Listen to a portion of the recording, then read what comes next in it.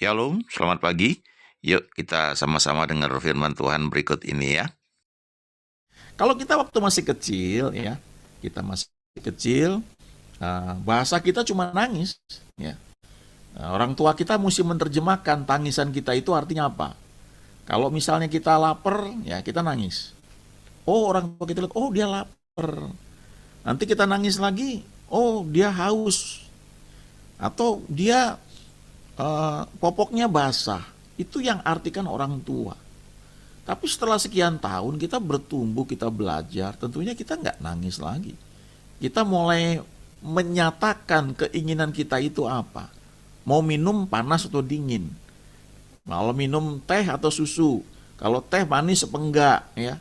Lalu sebanyak berapa. Itu kita mulai belajar untuk menyatakan itu ya. Dan nggak ada orang tua yang senang kalau anaknya itu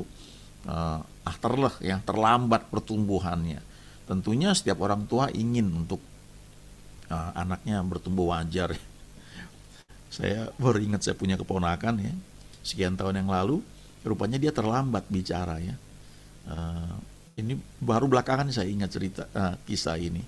Jadi setiap ketemu saya nyadar anak ini kok lambat ya. Lalu saya gendong, sini Bapak tuh doain nih. Tumpang tangan saya bilang, kamu lancar bicara, aku buka mulut ini ya, aku buka telinganya dalam nama Yesus, engkau lancar berbicara dengan berbagai bahasa, engkau menjadi orang yang pandai dalam berkata-kata ya, kira-kira kayak gitu ya. Setiap saya ketemu ya, karena dia tinggal tidak dengan kami ya. Nah, belakangan saya baru belajar ketika datang ke rumah ya, nginep, dia termasuk anak yang dia nunggu aku dong doa ya. Jadi kalau kami berdoa berkumpul atau keluarga tuh, aku dong doa. Nanti kalau dia doa, itu dia bisa pakai ayat-ayat dari perjanjian lama, dari kitab Kejadian, dari dia sebut aja gitu. Sampai kadang-kadang kami mau tertawa gitu ya. Ini kok lucu sekali. Nah, kadang-kadang sebelum doa kami suka bilang, ayo kita bagi berkat. Begitu selesai, saya tanyakan anak-anak saya, sudah share, oke kita mau doa. Lalu dia bilang, aku dong bagi berkat. Lalu dia cerita.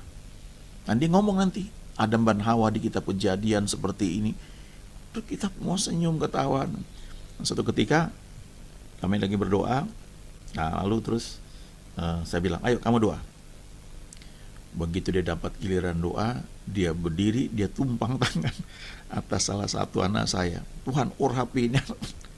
Kita ketawa begitu, tapi akhirnya saya menyadari gitu ya. Kadang-kadang kita mungkin lupa bahwa Tuhan kasih power dalam kehidupan orang percaya untuk berdoa. Coba ingat bagaimana Adam dan Hawa, ya, Adam khususnya, ketika dia diberi tugas memberi nama kepada setiap hewan, seperti nama yang dia berikan oleh Adam, seperti itulah jadinya. Itu power yang Tuhan sediakan. Tapi untuk bergerak di sana tentunya kita perlu belajar jalan-jalannya. Kita perlu belajar firman-Nya. Lewat firman-Nya lah kita kenal Dia. Nah, firman-Nya lah kita kenal Dia. Nah, pagi ini saya mau baca beberapa ayat ya. Jadi istilahnya kalau kita mendapat pengurapan itu power untuk bisa memuji, menyembah Tuhan, untuk bisa berdoa misalnya. Tapi kita perlu dasar firman-Nya. Bahkan pujian kita, kalau kita nggak ngerti firman Tuhan, pujian kita itu bisa salah ya. Nggak tepat pada sasaran. Ya, coba ingat Yakobus berkata begini, kamu tidak mendapat apa-apa karena kamu tidak berdoa. Atau kamu berdoa juga, tetapi kamu salah berdoa. Jadi bisa begitu loh. Ya. Kita tuh bisa salah dalam berdoa. Dan pada waktu kita anak-anak, omongan kita kalau salah orang tua kita tertawa aja. Ya. Nggak apa-apa begitu. Oh maksudnya ini ya dibetulin. Tapi semakin kita dewasa, omongan kita itu menjadi powerful sekali. Itu sebabnya kita perlu ngerti ngomongnya bagaimana, doanya bagaimana. Karena ada hukum-hukumnya yang bergerak ya, yang menentukan doa kita. Saya kenal seorang hamba Tuhan dulu ya. Dia tuh suka doain orang ya. Ada pengurapan yang diterima ya. Jadi kalau orang jalannya kelihatan pincang, itu biasanya kakinya panjang sebelah. Lalu setelah diukur seperti itu betul. Lalu dia doain. Dan waktu ketika dia cerita, dia lagi menghadapi orang ya, karena berhadapan, kakinya dia udah ukur, kaki kanannya lebih panjang, jadi dia mau perintahkan kaki kirinya nih memanjang supaya sama dengan kaki kanannya. Tapi karena dia berhadapan ya, kaki kiri yang dia bilang kiri itu ternyata oleh orang yang bersangkutan tuh kaki kanan. Karena kan kalau kita berhadapan kan jadi terbalik semua. Ya. Jadi dia mau perintahkan kaki kiri orang itu ya untuk bertambah panjang. Ya, kaki kiri orang tersebut di hadapan hamba Tuhan ini menjadi kanan. Ya. Jadi ketika dia mau bilang kaki kirinya bertambah panjang, dia pegang itu. Yang kiri bagi dia itu ya. Dan yang memanjang yang itu, yang sudah panjang itu. Dan terasa oleh orang yang didoain, Pak salah Pak, bukan yang kelihatannya lucu saudara ya, tapi pada titik tertentu ya, ketika kita makin bertumbuh, perkataan kita tuh menjadi sangat powerful ya. Bayangkanlah, orang yang sudah sama-sama dewasa, sudah bekerja, coba ya, perkataan seorang yang bekerja di kantor ya, mungkin seorang sekretaris ya, tentu beda dengan perkataan bosnya. Sekretaris, kata-katanya tidak mewakili perusahaan. Tapi kalau bos yang ngomong, itu mewakili perusahaan. Sama juga, misalnya Pak Jokowi Presiden, kata-kata beliau menjadi powerful sekali. Ketika dia ngomong, itu kekuatan hukumnya sangat besar, karena posisi beliau. Jadi kita mesti belajar berkata-kata seperti apa yang firman Tuhan katakan. Ya, saya bacakan Yesaya 28 ayat 10 ya. Ini bahasa Indonesianya bunyinya begini. Sebab harus ini, harus itu. Mesti begini, mesti begitu. Tambah ini, tambah itu. Tapi kalau bahasa Inggrisnya ya, ada beberapa terjemahan, saya ambil yang ESV ini ya. For it is precept upon precept, precept upon precept, line upon line, line upon line, here a little, there a little. Ini seperti struktur cara berpikir ya. Jadi satu prinsip yang ditumpuk di atas prinsip berikutnya, satu aturan yang ditumpuk di aturan berikutnya, terus seperti itu ya. Jadi seperti satu bangunan. Ambil contoh misalnya begini, saya kuliah jurusan teknik sipil ya.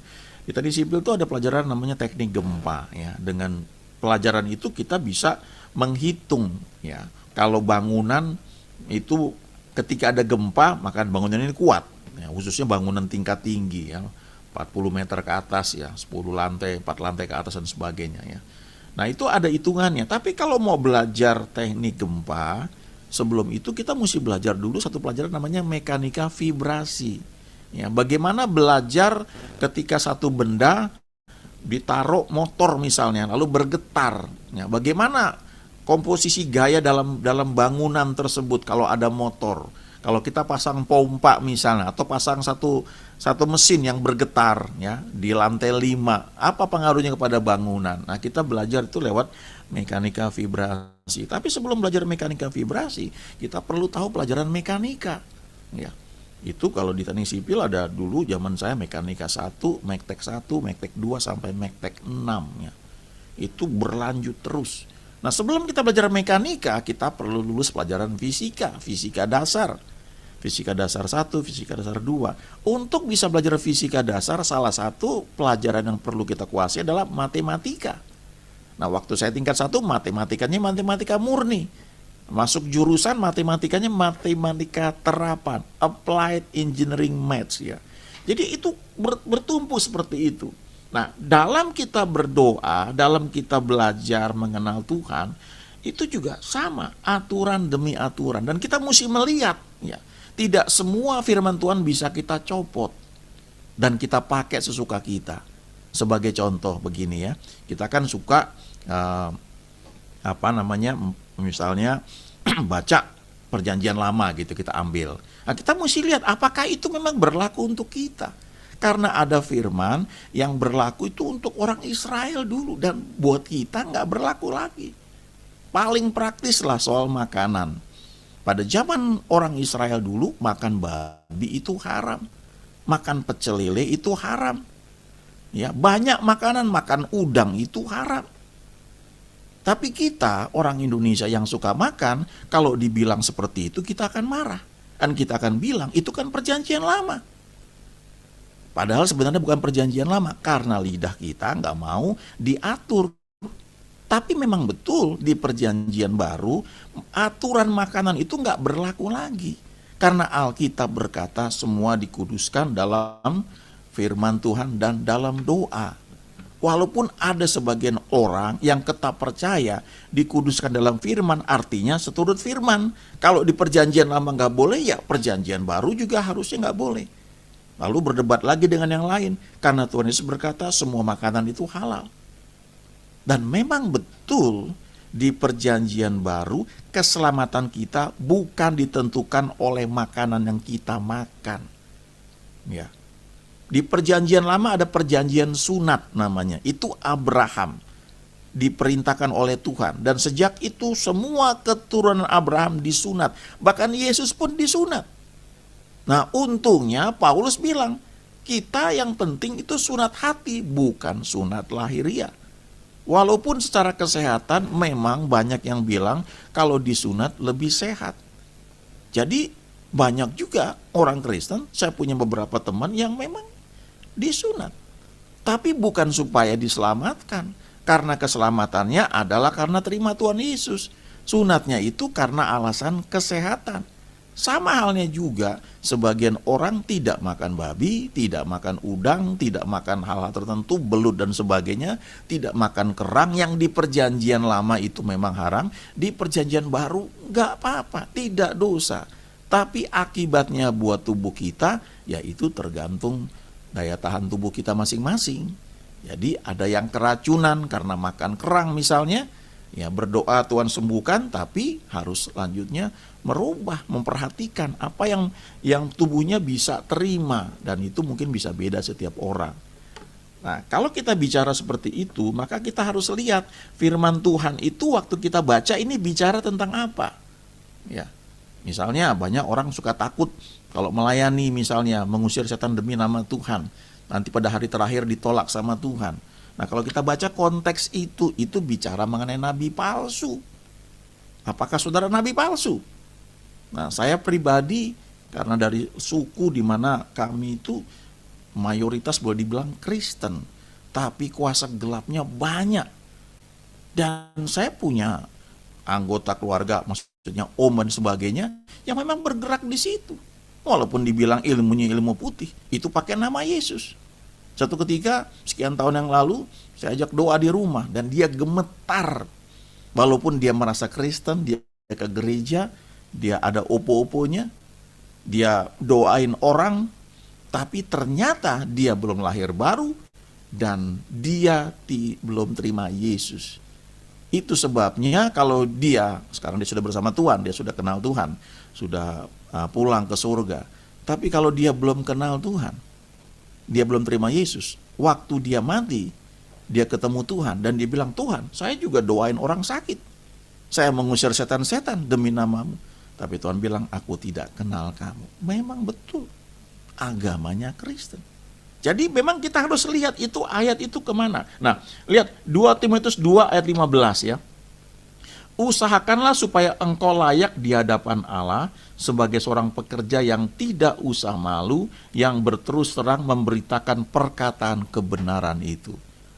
Nah, bahasa Inggrisnya ya, yang Modern King James ya, dia bilang di sini, ayo belajar dengan sungguh-sungguh untuk menunjukkan dirimu ini benar ya, supaya engkau itu memang terbukti di hadapan Tuhan, seorang pekerja yang tidak perlu malu. Lalu dikatakan, rightly dividing the word of truth ini ya.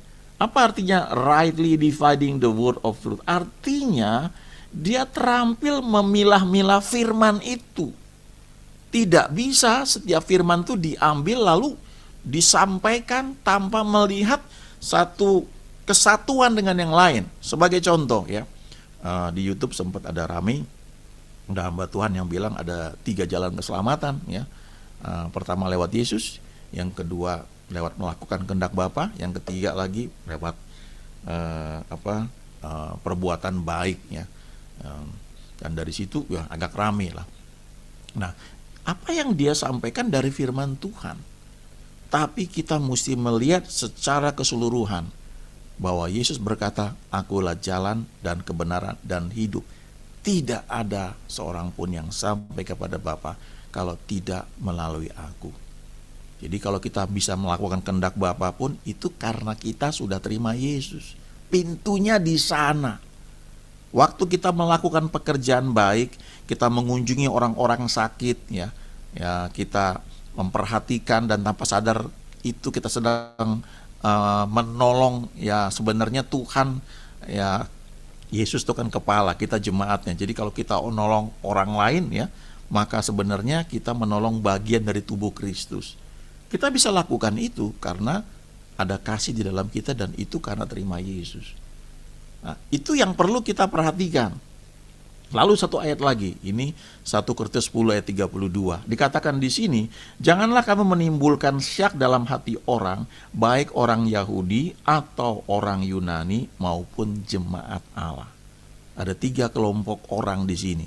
Orang Yahudi atau orang Yunani, karena Alkitab bahasa Perjanjian Baru ditulis dalam bahasa Yunani, maupun jemaat Allah. Ada 3. Nah, bahasa Inggrisnya King James mengatakan begini, neither to the Jews, orang Yahudi, nor to the Gentiles ya. Orang Yunani itu disebut Gentiles. Jadi artinya orang-orang selain orang Yahudi. Di Perjanjian Lama itu cuma dikenal itu, orang Yahudi atau Gentiles, bangsa-bangsa selain orang Yahudi. Di Perjanjian Baru ada lagi kelompok baru namanya Church of God atau jemaat Allah. Siapa itu? Itu orang-orang yang terima Yesus, orang-orang ciptaan baru.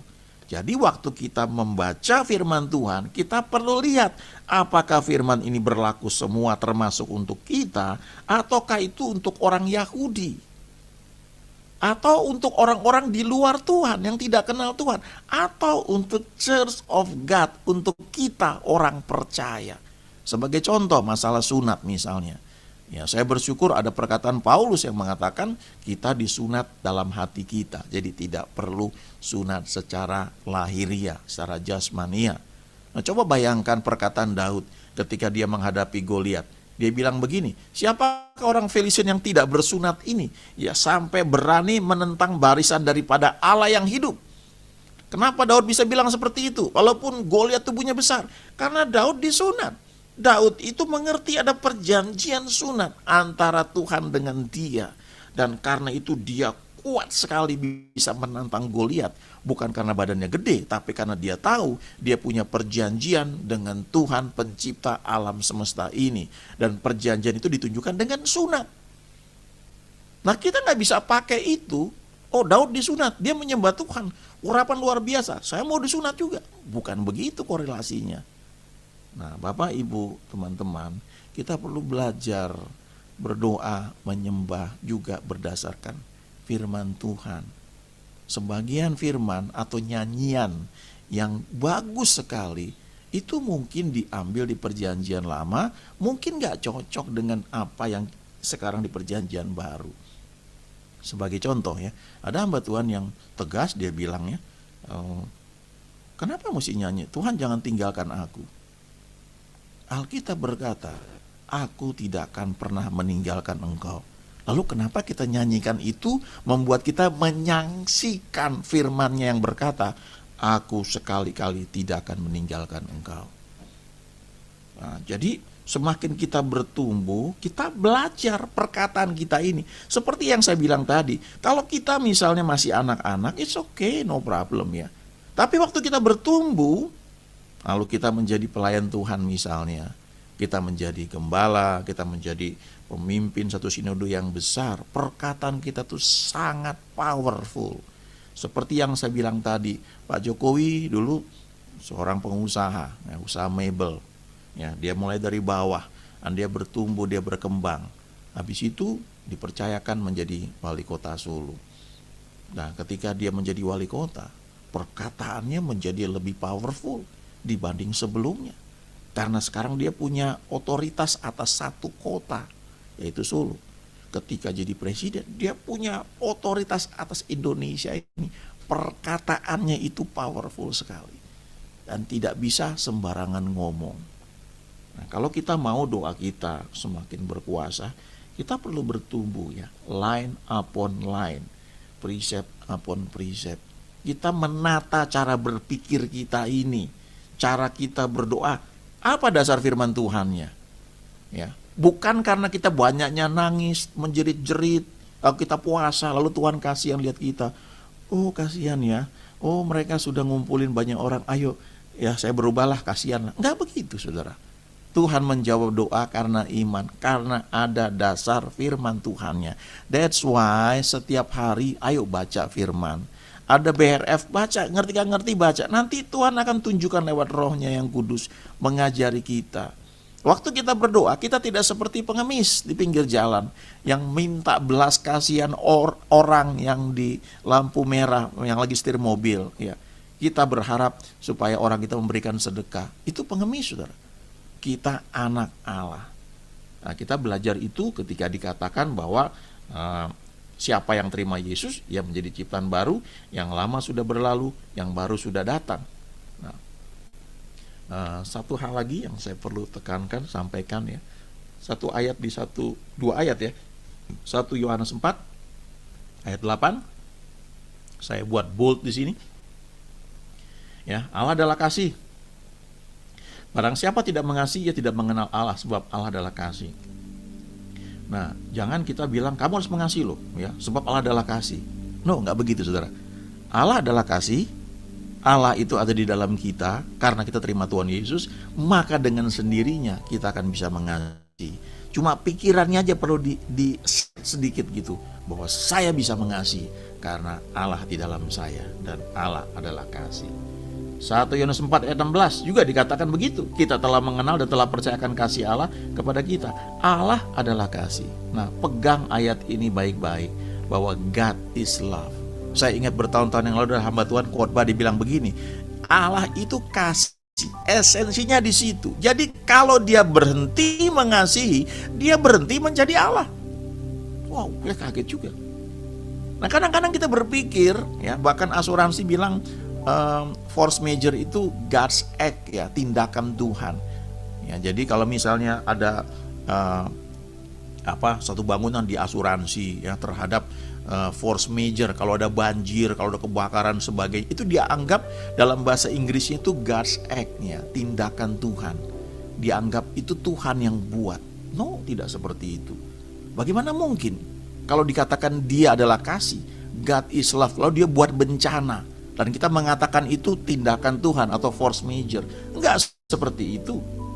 Yohanes 3:16 berkata, karena begitu besar kasih Allah akan dunia ini, begitu besarnya, sehingga ia telah mengaruniakan anak yang tunggal. Itu perwujudan kasihnya lewat anaknya Yesus yang menjelma menjadi manusia dengan tujuan menjadi persembahan yang kudus yang sekali dipersembahkan, lalu orang yang percaya kepada dia tidak binasa, melainkan beroleh hidup yang kekal.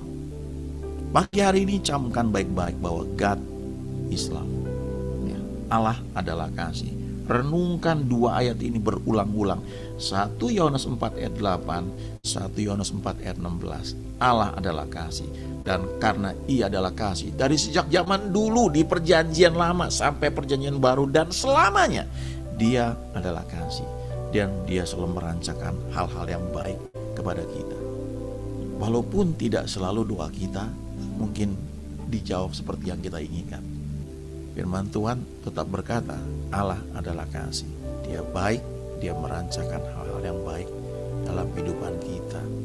Nah, biar ini menjadi dasar kita, ya. Waktu kita berdoa, ini mindset kita, apa yang kita katakan tentang dia. Alkitab berkata, God is love. Dan itu tidak berubah dari zaman ke zaman. Walaupun di perjanjian lama nampaknya dia Tuhan yang, wah, ada orang gak benar, itu harus dibasmi, dibunuh gitu, dan sebagainya. Apakah seperti itu? Ya, nanti kapan-kapan ada waktunya yang kita bisa lihat itu ya. Tapi yang mau saya sampaikan ya kali ini adalah bahwa God is love, dan itu gak berubah. Kasihnya tetap ya buat kita semua. Dia Tuhan yang baik, Dia Tuhan yang setia, dan tidak ada yang perlu diragukan tentang hal itu. Ya. Kita doa ya.